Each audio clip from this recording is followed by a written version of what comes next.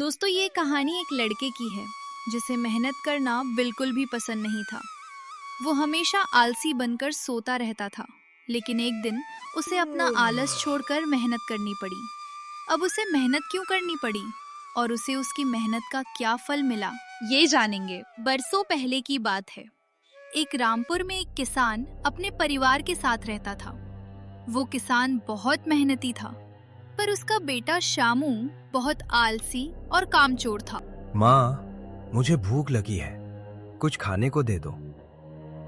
खाने को कुछ नहीं है। खेत में जाओ और पापा की मदद करो थोड़ी। पता नहीं इस लड़के को कब अकल आएगी।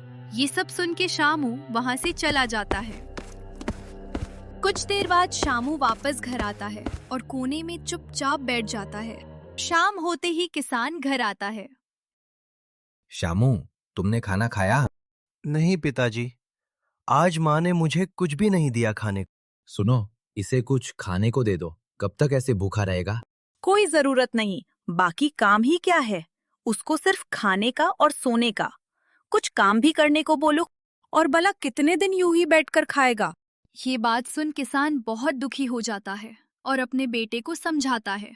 फिर भी शामू पापा की बात नहीं मानता। चलो, आज तुम मेरे साथ खेत में चलो। मैं तुम्हें खेती का काम सिखाता हूँ। क्या? खेती? नहीं पापा, मुझे सोना है। मैं फिर कभी आऊंगा। बेचारा किसान अकेले ही खेत में जाता है। खेत में काम करते करते अचानक एक सांप किसान के पैर के नीचे आता है और उसे काट लेता है। बचाओ, बचाओ, कोई मेरी मदद करो, मुझे सांप ने काटा है, बचाओ। ये सुनकर बाजू के खेत में काम करने वाले मजदूर भागते हैं और किसान के पास आते हैं और उसे उठा के उसके घर ले जाते हैं। चलो भाइयों, अब सभी लोग अपने काम। सांप के काटने के बाद से किसान बीमार रहने लगता है। शामू, अभी भी कुछ काम धंधा कर लो घर में। बचे कुछ जो पैसे हैं वो भी खत्म हो जाएंगे। और ऐसे ही चलता रहा तो कुछ दिनों में एक वक्त का खाना भी नसीब नहीं होगा। ये बात सुनकर किसान शामू को अपने पास बुलाता है। पता है बेटा, मैं रोज खेत क्यों जाता हूँ?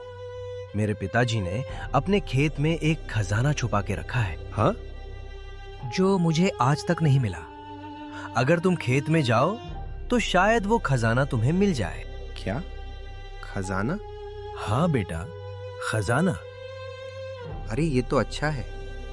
अगर मुझे खजाना मिल जाए तो मैं और मेरा परिवार बहुत अमीर बन जाएंगे और मुझे कभी काम भी नहीं करना पड़ेगा। ठीक है पापा, मैं आज से खेत में जाना शुरू करता हूँ। शामू रोज खेत में जाकर काम करने लगता है और सारी जमीन खोद देता है।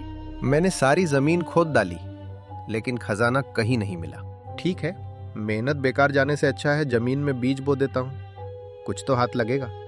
आपने ऐसा क्या बोला शामू को जो मेरा शामू इतना सुधर गया? किसान पत्नी को सारी बात बताता है। कुछ दिनों बाद शामू की मेहनत रंग लाती है। शामू फसल काटकर बाजार ले जाता है और सारा धान बेच आता है। उसे काफी पैसे मिलते हैं। शामू बहुत खुश हो जाता है और खुशी खुशी अपने घर जाता है। शामू घर आकर सारे पैसे अपने पापा को देता है। ये देख किसान खुश हो जाता है। पापा, मैंने सारी जमीन खोद डाली, लेकिन मुझे खजाना कहीं नहीं मिला। बेटा, यही तो वो खजाना है जो हमारे पूर्वजों ने हमारे लिए रखा है। किसान की ये बात सुनकर शामू को असली खजाने की पहचान हो जाती है। वो रोज खेत में जाकर बहुत मेहनत करने लगता है। तो देखा दोस्तों, कैसे किसान ने अपने आलसी बेटे को सबक सिखाया और ये बताया कि मेहनत से ही हमें जीवन में सफलता प्राप्त होती है। तो दोस्तों, इस कहानी से हमें ये सीख मिलती है कि आलस इंसान का सबसे बड़ा दुश्मन है। हमें आलस नहीं करना चाहिए